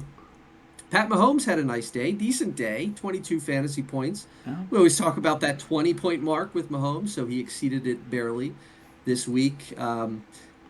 Without Mahomes, the Chiefs are a bottom like 5 team. I mean, they Yeah. are in the standings right now as well already, but they are better than their 0-2 record. Probably Mahomes is can still pull off some magic in these games to score some points. So nice day there for him. Uh, Jonathan Taylor, 28 fantasy points, 25 carries. Yeah. Also involved in the passing game, 50 yards and a touch on 2 receptions. So, man, if the Colts are for real, Jonathan Taylor is a pretty good guy to have if he's going Yeah. to be playing like this and getting this type of volume. If they're going to be winning more games than we thought they would, that just is going to make it that much more volume for Jonathan Taylor. Yeah. Quick, name the Colts' second running back. I can't. Look it up. I don't even know. It'd be DJ Giddens. Okay, Giddens. so Giddens they like. They do like Giddens. I have heard good things about Giddens, but He had I 7% snaps this Giddens, week and no carries. there you go. There you go. All right. Um, on the other running back position here, Amari and Hampton, though. Yikes. It's those rookie running backs that are causing problems for fantasy teams all over the board. 8 carries, 24 yards, Yeah. just 1 catch. They weren't using him. I thought he had a fumble in this game. I could have swore I remember a fumble. I could be wrong. It's not in the stat line, so Okay. I don't know. Yeah. They didn't use him. He didn't look good. That's all there is to it. The receivers, though, the Dallas Cowboys, the stack. We talked about how she's got 4 receivers that are on 2 different teams. The Cowboys stack of Lamb and Pickens. She starts both. She gets 15 points out of both. 5 for 9 for Pickens and a touch. No touch for Lamb, but 9 for 11 goes over the 100-yard mark for the receivers.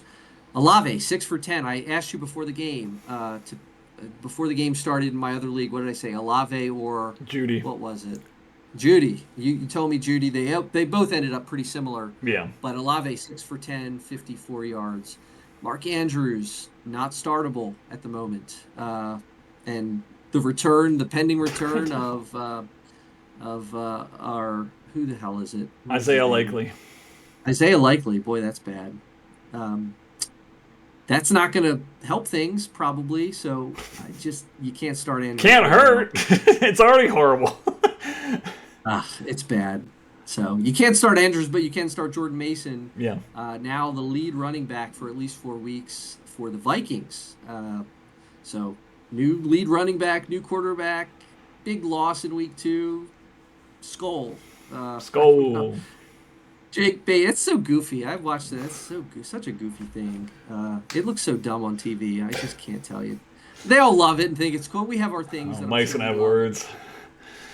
Whatever, we thank God I'm a country boy or whatever. But the skull thing, just so weird. Jake Bates, 10 fantasy points in a big win for the Lions, which he kicked 7 extra points in this game.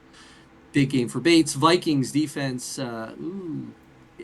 6 points. Not a terrible effort from the defense. It was the offense that shit the bed for Minnesota. Mm-hmm. On the bench, lots to talk about here. Yeah. That's a good thing for Sarah, right? Ramondre Stevenson still has some juice left in that one. 18 fantasy points. Rashad White, fantasy zombie, 10 carries, gets the late touchdown in that game. Probably not startable, but, better than not scoring, I guess. Yeah. Keenan Allen, 5 for 7, 61, and a touchdown. Rashid Shaheed, 4 for 5, 52 yards, and a touchdown. So some bench pieces working out this week. 115 is not an embarrassing score. Just barely gets narrowly beaten by you. Is 0-2, but I don't know. I don't think this team is as bad as the record indicates. But let's start with your beast for Sarah in week 2. So my beast is going to be Jonathan Taylor. Every fantasy analyst kind of slept on him a little bit. Now he's the number 3 overall running back through 2 weeks. 93% snaps, 168 yards. What's more to be said? Catches a touchdown, does it all. Offense, this Indianapolis Colts offense is much better than what we expected with Daniel Jones at the helm.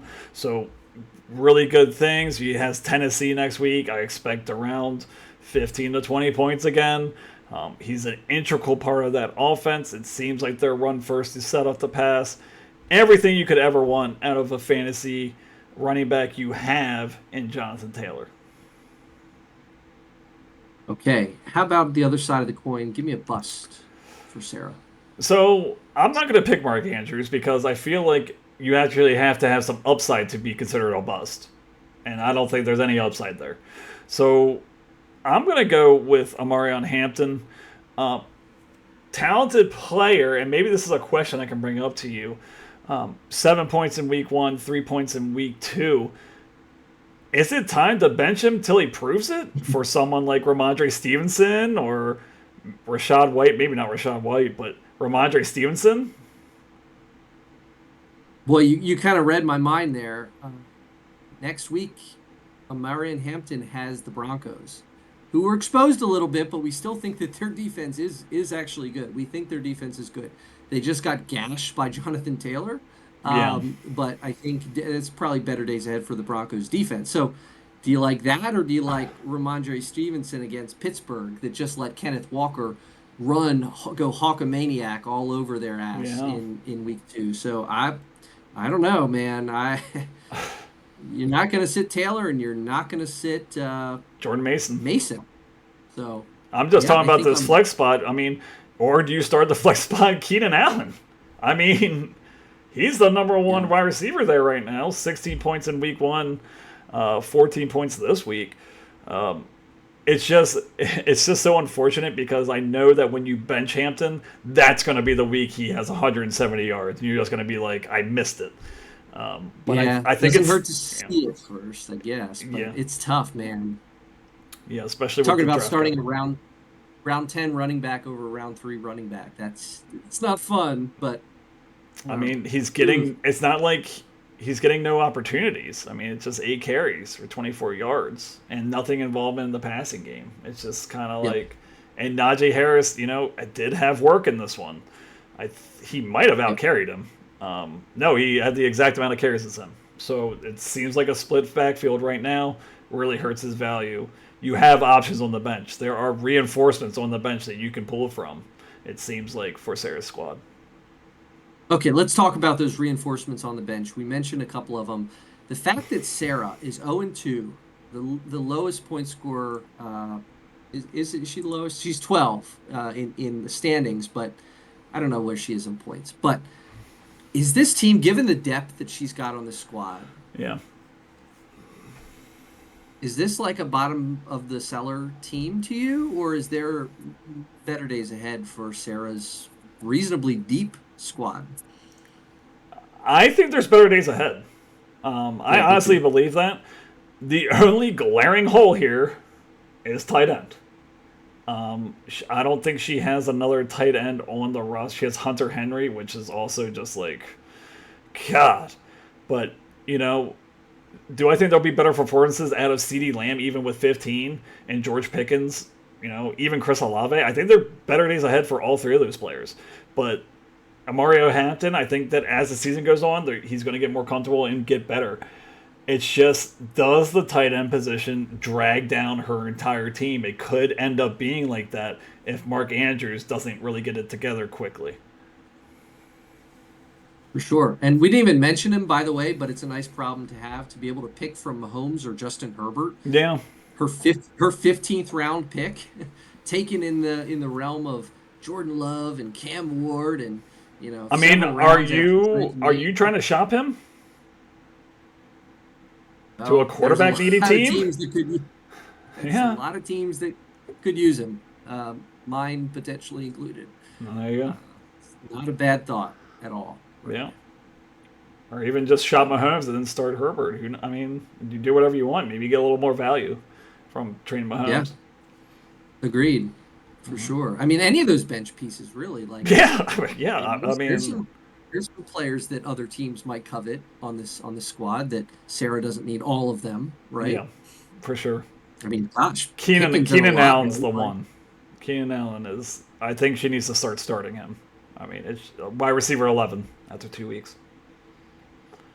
Anyway, all right. Well, that'll do it for tonight's episode. I tried. I don't think Yeah, you did really good. I liked it. I don't think I reduced the time at all, but we're probably at 2 hours again. 148. Okay, we'll try to cut that down in future weeks. But anything left to say, Adam, before we put in our waiver claims for week 3? No, it's week 2 was a lot more exciting than week 1, not just because I won. There was a lot more points scored in week 2. I feel like a lot more excitement on the red zone. But yeah, we hope you enjoyed the show. Show us some love on YouTube. I'll try to upload it to Spotify this week. But yeah, we hope you enjoy these. Hopefully in the future we might get some manager interviews just to cut this down even more. Who knows? But yeah, we hope you enjoy, and we hope you tune in next week. Bye. All right. See ya. Thank you for listening and your support. If you enjoyed the show, please make sure to like and subscribe on YouTube and Spotify.